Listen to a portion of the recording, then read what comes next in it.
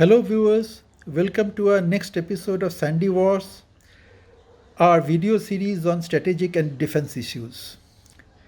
Today, we have a very esteemed guest with us, Colonel retired Pavan Nair, who take us back 49 years to a hair raising episode during the Bangladesh War when he had led from the front. He had enabled one of our units to advance into Pakistani territory by clearing a minefield right under the nose of the enemy under fire. Over to Colonel Nair. Thank you, Sandeep. I'm also getting to know that which are the formations we were actually facing. We were aware of our own thrust lines and things like that, but what were the plans on the other side? We were not quite clear. So anyway, I landed up in close to in Siliguri when my degree course was interrupted, and the regiment was close to Bulur Ghat. That is the northwestern sector of uh, East Pakistan, which was manned by 20 Infantry Division. So when I reached the regiment, actually, I was earlier in the same regiment in a field company. So my company Subadar just took my luggage and took it to the company where others were staying.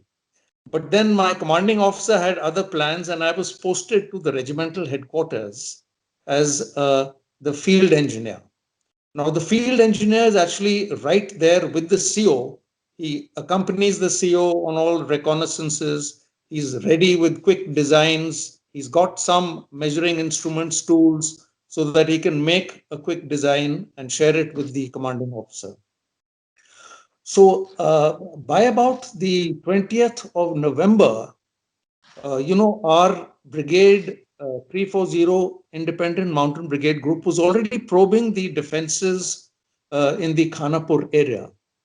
Now, 4 Madras had gone in about maybe a kilometer or two inside the international boundary and had taken up positions opposed by the Pakistani unit, which now I'm told was 26th Frontier Force. And we got a report on, I think it was the 23rd or 24th of November, that one of their soldiers had stepped on a mine and had lost his foot close to a canal. So both the sides were occupying both sides of the canal with a strip of no man's land in between. So this report went to the brigade, that is the 471 Engineer Brigade headquarters, and they tasked 111 Engineer Regiment, my regiment, to check out what had happened, were there mines there, what kind of mines were used, was any engineer effort required to clear these mines. So I was told by the CO immediately to get it to move to form a location, which was across the border. So I was with Paul Madras by about 11:30, 12 in the afternoon. It was broad daylight. They were just behind the two forward companies, the battalion headquarters in a grove. Anyway, so I reached the battalion headquarters and I met Lieutenant Colonel Malhotra, was the CO then, oldest looking, bespectacled man. And he told me that, to go ahead of the FDLs, and I would be told that there is a track which is climbing up towards the canal, and that is where the mine explosion had taken place. So I went out. I was in my normal working sort of kit. I didn't even have a helmet. I strapped my 9mm Sten gun on my back, and I had a short prodder. And I went through the forward trenches, and I was on all fours. I was crawling down because the Pakistanis were across, just 20, 30 yards across. And the LNGs on the Madras side, they opened up a few bursts of fire to keep their heads down. And I turned, veered towards the track, left towards the track, which was about 25 yards away.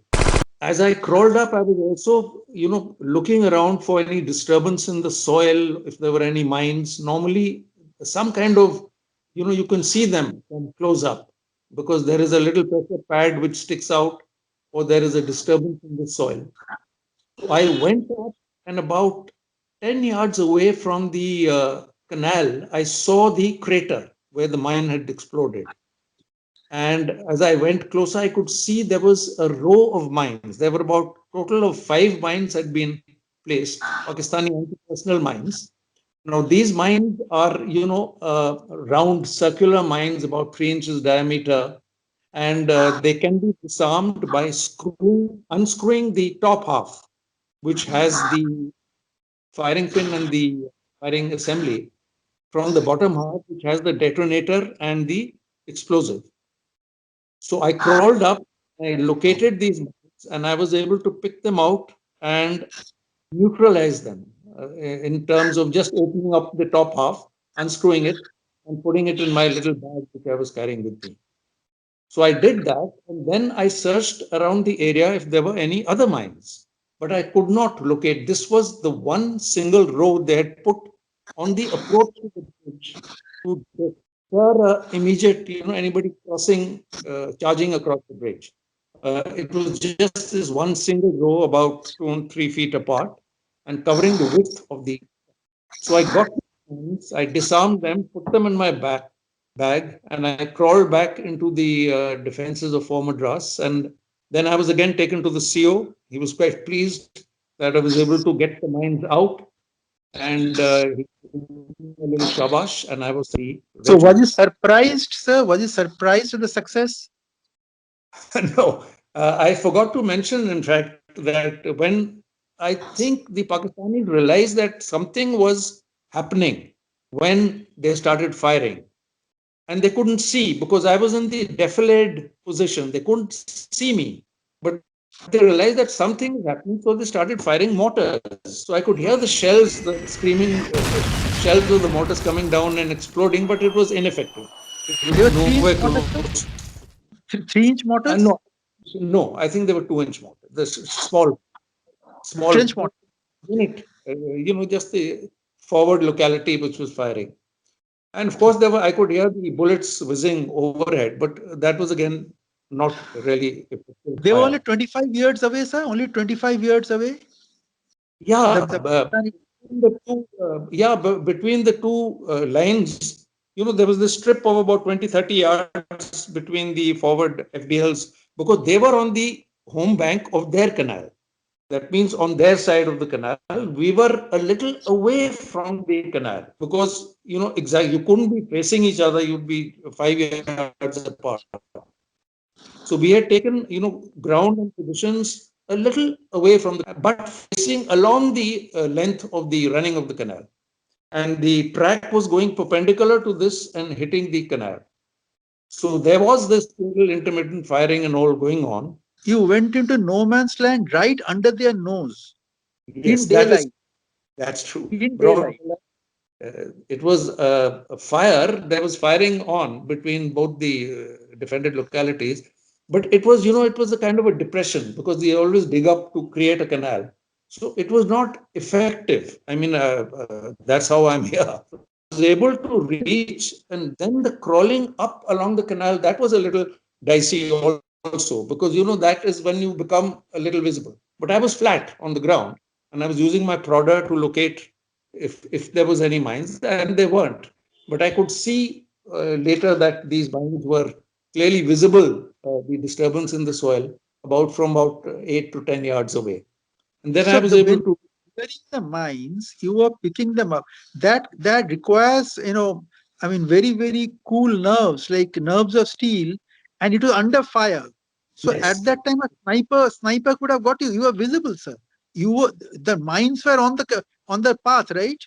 Leading yeah, up they were to on the surface of the. It was a track actually. It was a kacha kind of a track leading up to the canal, and these mines were across the width of the canal. And I was able to reach them, and then I was able. They were clearly visible, so I was able to pick them up. so were you at that moment? Were you not concerned that it all it takes is 20 yards away? I mean, they can throw a stone and hit you, let alone a rifle, sir. Yes, they could. But to be very honest, Sandeep, I was actually more concerned that I must find the location. Otherwise, what would I have to tell my CO? I was more concerned about that than the.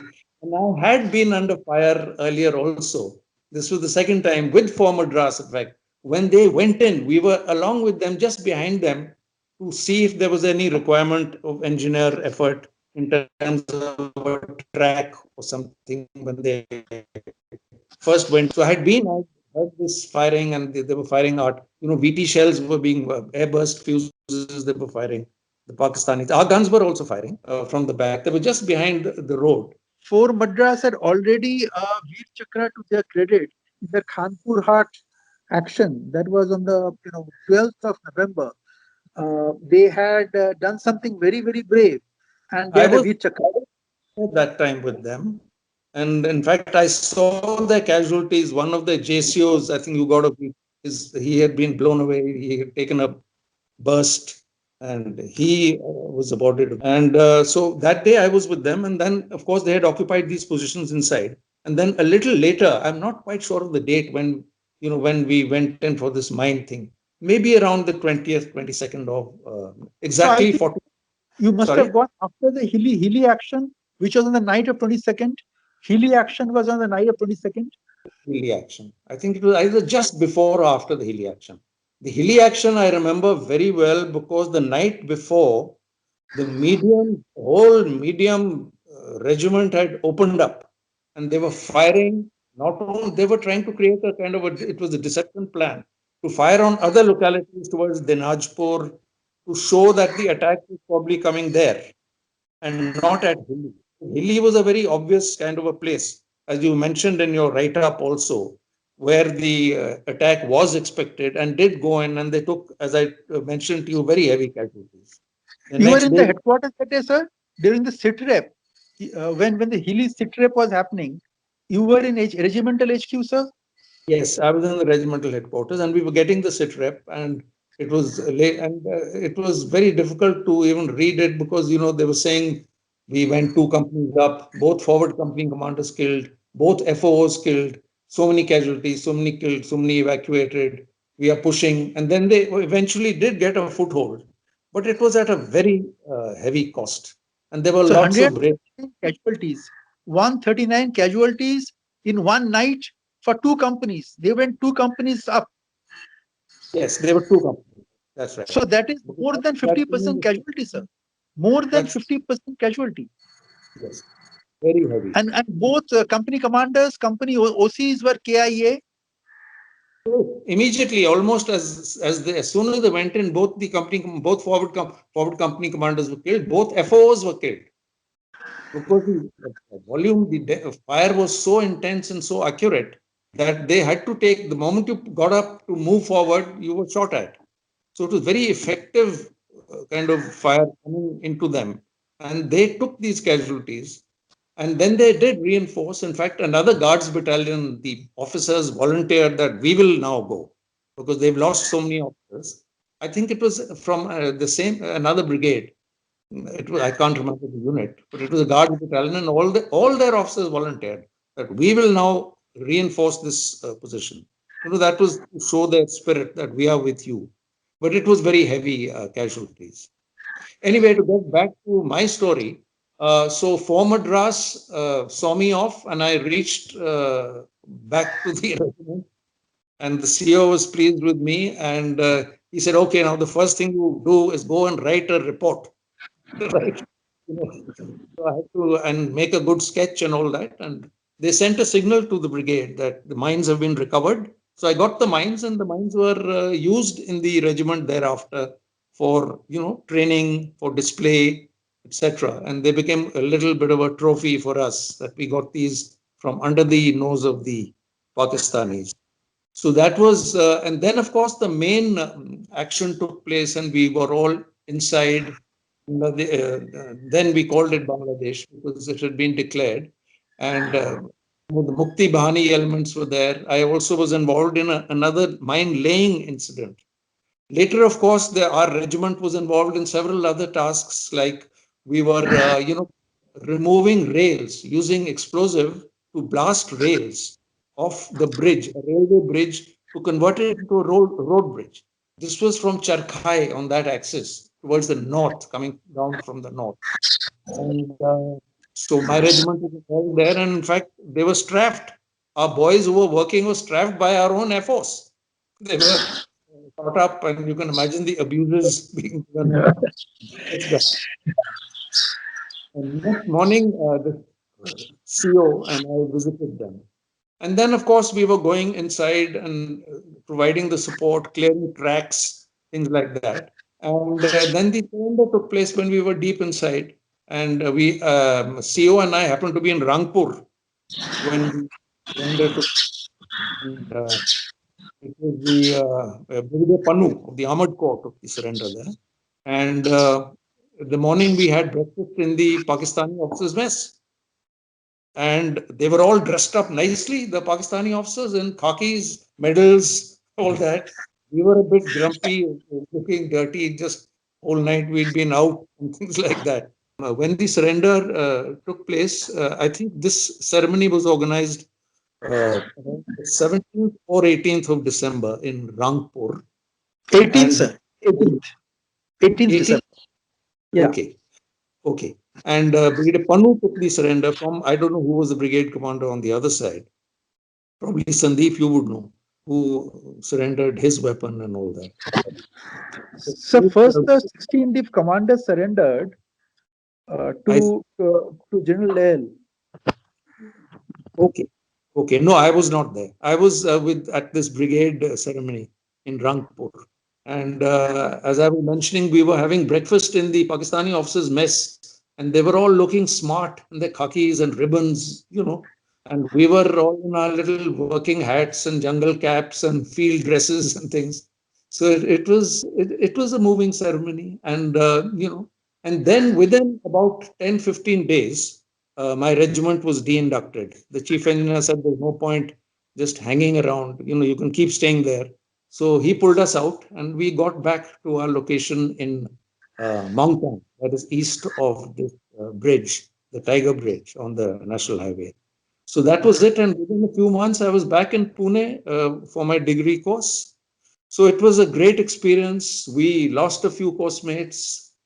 When we got back, we had grown into different kind of people, and looked at life a little differently, having seen this battle at first hand.